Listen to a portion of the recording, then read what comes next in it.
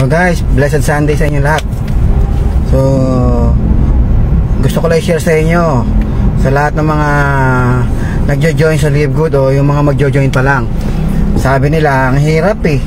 Ang hirap ng Live Good. Ang hirap niyan.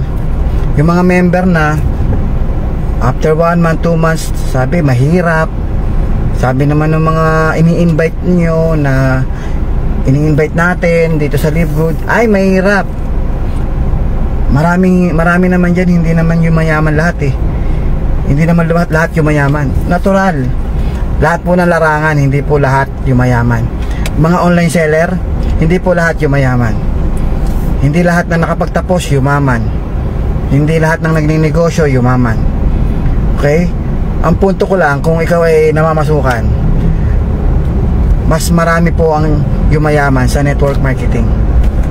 Okay? Mas malaki yung chance mo. Kung nagbi-business ka naman, mas mataas ang chance na yumaman ka dito sa Live Good. Okay, kung may pangarap ka. So mataas ang chance na yumaman. Hindi lahat yayaman. Eh bakit ba hindi lahat yumayaman? Kaya hindi lahat yumayaman kasi yung iba ho, hindi ho nila inaaral. Sabi nila mahirap, kaya naman nagiging mahirap kasi hindi nila kayang ipaliwanag, kasi hindi nila inaral. Kaya nagiging mahirap kasi hindi mo kayang explain. Kaya nagiging mahirap kasi hindi ka umattend ng mga training. So kaya nagiging mahirap. So yun yung dahilan kung bakit mahirap. Kami nga na nag-training, kami nga na nag-aral, nahihirapan pa. Kayo pa kaya na hindi nag-a-attend ng training? Kayo pa kaya na hindi inaral yung negosyo? Hindi kayo mahirapan? Natural. Okay? Lahat po nahihirapan dito sa negosyo to kasi ang negosyo to, ang kinukuha mo rito pangarap. Kasi kung talagang madali makuha ang pangarap, sana lahat tayo mayaman na. Sana marami ng mayaman na Pilipino kung talagang madaling yumaman. Okay? So lahat po yan mahirap. Nababawasan lamang ang hirap kapag ikaw ay nag-aral. Kapag ikaw ay maraming alam, puno ka ng skills, nagiging madali para sa'yo. Okay? Pero yung madali para sa'yo, okay, kala mo madali yan, mahirap yan sa iba. Nagiging madali sa'yo kasi kabisado mo na, inaral mo na.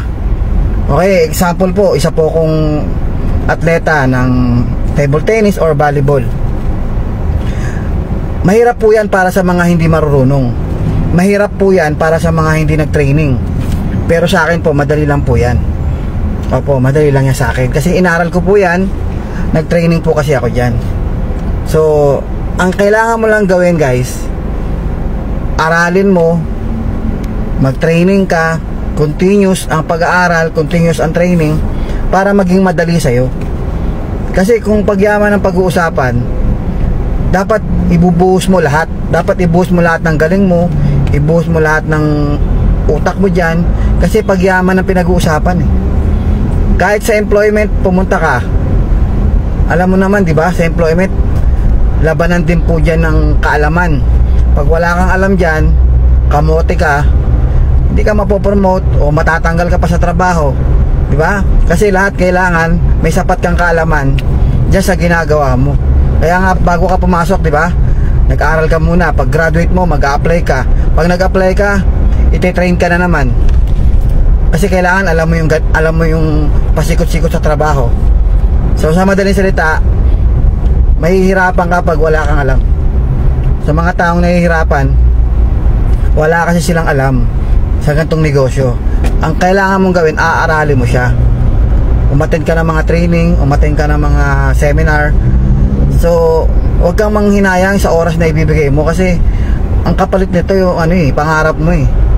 Diba? Sa employment nga nung nagtatrabaho po ako bilang pahinante, inaral ko po paano yung ikakarga, paano ididiskarga, paano mag-ayos ng mga resibo.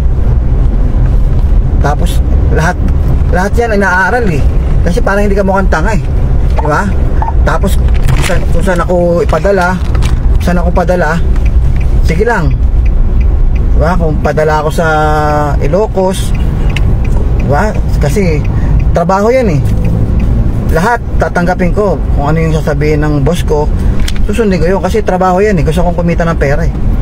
Pero bakit sa Live Good? Bakit sa Live Good hindi nyo kayang ibigay yung commitment? Pero sa employment, binibigay nyo yung commitment nyo. Kaya parang walang logic eh. Parang walang logic. Nakukuha nyo?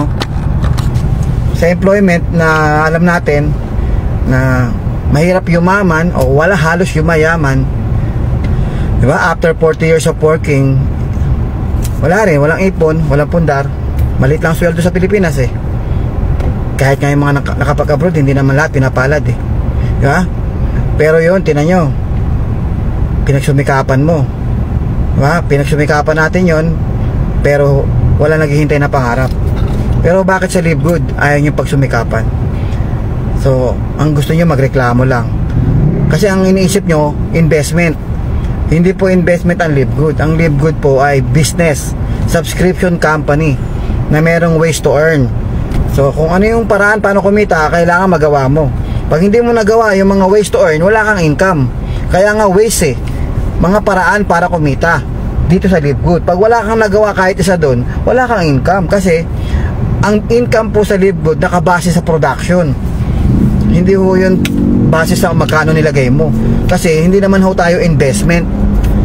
Hindi naman to parang bangko na per annum may kikitain yung pera mo. Hindi naman to mutual fund. Hindi naman to Pag-ibig MP to. Hindi naman to investment. Negosyo po ang Live Good. Subscription na nilagyan lamang po ng referral commission. Okay? Bonus lamang yung auto spillover na pwede kang kumita in the long run. Pag tumagal yan, nalagyan ng tao yung metrics mo, kikita ka base sa mga subscription nung mga tao sa ilalim mo. So based pa rin sa production, dun pa rin siya kinukompute. Okay? Nagkakaroon ng income base sa production. Sa production, ibig sabihin sa mga pumapasok na nagbe-member, nagbabayad ng membership fee, subscription fee, doon naka-base yung income mo. May computation po yun. Okay? So, kaya kung hindi mo to i-work out, hindi mo to tatrabahuhin, hindi mo ginawa yung ways to earn, wala kang paraan para kumita kasi hindi mo nga nagawa eh. Okay? So, kailangan aralin mo lang. So, ang hirap kasi sa mga iba nagjo-join, hindi talaga nila inaaral. Tapos, sila pa yung nagre-reklamo kung ba't daw sila hindi kumikita. Eh, hindi mo, parang ahente lang yan eh. Nag-ahente ka ng sasakyan, nag-ahente ka ng bahay. Tapos, tatanungin mo ngayon yung boss mo, bakit wala po akong income? Sasabihin sa'yo ng boss mo, tanungin mo sarili mo, may benta ka ba? May production ka ba? Sa Live Good, nakabase ang income natin sa production. Okay? Yung tinasabing production ng mga tao sa ilalim mo, depende yun kung may tao ka nga sa ilalim. O saan magagaling yung tao sa ilalim mo? Galing po yan sa referral mo at sa referral nung nasa taas kung binagsakan ka. Okay? Nagawa niyo yung punto. So wala ho tayong walang perang tumutubo dito. Ang income po base po yan sa production. Ganun lang kasimple. Simple math lang po yan. Math lang po yan, math. Walang i-compute na income pag walang production. Nakuha niyo po ito? Kasi negosyo po ang subscription company. Negosyo po ang multi-level marketing. Negosyo po yan, hindi yan investment company. Okay? So, sana naiintindihan nyo. So, yung mga taong tanong ng tanong, ba't di sila kumikita? Simple lang, kasi hindi mo alam. Hindi mo alam paano kumikita sa Live Good. Hindi mo alam yung ways of earnings. Dahil hindi mo alam yung ways of earnings, tanong ka ng tanong, hanggang ngayon tanong ka ng tanong, 6 na buwan ka ng tanong kung bakit wala kang income. Eh hindi mo nga naiintindihan eh. Kasi ayaw mo intindihin. Ayaw mo umatin ng Zoom, ayaw mo umatin ng webinar. Umatin ka man, hindi ka naman nakapokus. Tapos may mga videos na pwede mong panoorin, yung mga ways of earnings ng Live Good, ayaw mo namang intindihin, ayaw mo naman tapusin. Ang gusto mo lang magtanong na magtanong. Eh nandun na nga yung sagot. Kung uunawain mo lang yung buong presentation, maunawaan mo. Taka, ba't ka pumapayag? Ba't ka pumapayag na hindi mo alam? Negosyo mo yan eh. Hindi naman yan negosyo na nag-invite sa'yo. Negosyo mo yan. Dapat alam mo. Huwag kang papayag na hindi mo naiintindihan. Tapos magrereklamo ka lang na magrereklamo. Ang bihira naman yan, no? Walang yumayaman sa kakareklamo. Ang kailangan mo, maunawaan at trabahuhin mo para umasenso ka na. Wala akong nakitang yumaman sa puro reklamo. Ang yumayaman dito sa negosyon to, yung mga taong tumatrabaho, yung mga taong nag-aaral, inuunawa yung negosyong pinasok nila at wino-workout nila kung paano kumita, ginagawa nila lahat ng ways to earn. Minamaximize nila yung ways to earn. Bakit ka hindi? Hindi mo na nga wino-workout, hindi mo na nga inaaral, tapos magagalit ka pa, magtatanong ka, bakit hindi ako kumikita? Bakit? Hindi mo ba naiintindihan kung paano kumikita sa Live Good? Ilang buwan ka na, hindi mo pa rin naiintindihan? Busy ako. Ano ka? Mas busy ka pa sa presidente? Isang oras na video, hindi mo matapos-tapos? Sobrang busy mo naman. Hindi totoo yan. Masyado ka lang masyadong pabebe. Busy ako. Hindi totoo yun.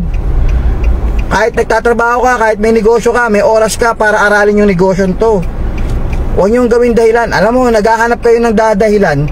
Imbis maghanap kayo ng paraan para kumita, para maintindihan, ang ginagawa niyo, naghahanap kayo ng idadahilan. Eh kung tutusin, yung dahilan mo, ikaw lang naman nakakaintindi niya kung totoo o hindi. Yung dahilan mo, ikaw lang naman nakakaunawa niyan kung legit o hindi. Wala lang, gusto mo lang depensahan sarili mo para wag lang masabi na wala kang kasalanan. Pero ang tanong, ano ba goal mo? Ang goal mo ba ay idepensahan sarili mo? O ang goal mo yumaman? Mamili ka. Kaya mong idepensa sarili mo na wala kang kasalanan, na hindi ka may mali kaya hindi ka kumita. Oo, sige, mapaniwala mo sarili mo. Pero kami hindi mo kami mapapaniwala. Paniwalaan mo sarili mo na wala kang kasalanan kaya hindi ka kumikita. Pero at the end of the day, sino talo? Sino talo? Hindi ka kumita. Puro dahilan lang ang alam mo. Puro paninisi. Pero hindi ka kumita. Resulta ang binibilang dito, guys. Resulta. Hindi ngaw-ngaw. Okay, so yun lang, guys. Masyado akong harsh ngayon. Masyado akong kasi hindi ko walang katapusan eh. Araw-araw na lang meron nagtatanong bakit hindi ako kumikita. Pambirang Live Good yan. Kaya yung mga post ko, ino-off ko na yung comment box eh. Bakit? Pinuputak din ng mga negative eh. Ba't kayo lang kumikita? Ba't kami hindi? Eh putik na yan, hindi mo naiintindihan yung negosyo eh. Hindi mo inaaral eh. Para ka naman grade 1 eh. Ako nga high school graduate lang eh. Naiintindihan ko yung principle ng negosyo eh. Ikaw, hindi ko alam sa'yo. Kaya alam mo, tigil nyo na yan. Tigil nyo na yung kakangaw-ngaw, makareklamo. Hindi nyo naiintindihan eh. Pag wala ka naiintindihan, talagang araw-araw na lang magre-reklamo kasi hindi mo naiintindihan ba't hindi ka kumikita. Intindihin mo kasi, ang magbe-benepisyo niyan, hindi kami, ikaw rin. Ikaw rin magbe-benepisyo niyan. Bakit ayaw mong aralin? Gusto mo lang magdahilan, gusto mo lang maghanap ng sisi, gusto mo lang magpanggap. Hindi, inaaral ko naman eh. Inaaral mo, hindi mo nga masagot kung ba't di ka kumikita. Okay? Guys, lahat ng negosyo, wina-workout. Mag-traditional business ka, kahit anong negosyo, wina-workout yan, guys. At hindi mo kayang i-workout yan pag hindi mo yan inaral. Hindi mo yan kayang gawin kasi wala kang alam. Kailangan mo siyang alamin, kailangan mo umattend ng training, kailangan mong masterin to bago ka kumita. Pati pag-invite, hindi mo naiintindihan kung paano ginagawa. Meron po tayong art of invitation, hindi mo rin naiintindihan. Alam mo, ganun lang kasimple. Hindi. May proseso dyan, may sistema dyan, guys. May sistema. Okay? So, sige, yun lang. Maraming salamat. Okay? Hindi ako galit, nagpapaliwanag lang. Para matauhan ka. Ayaw mo ng mahinahong salita eh. Gusto mo medyo prangka pa gusto mo eh. Gusto mo prangka pa eh. Okay? So sige, yun lang. Maraming salamat.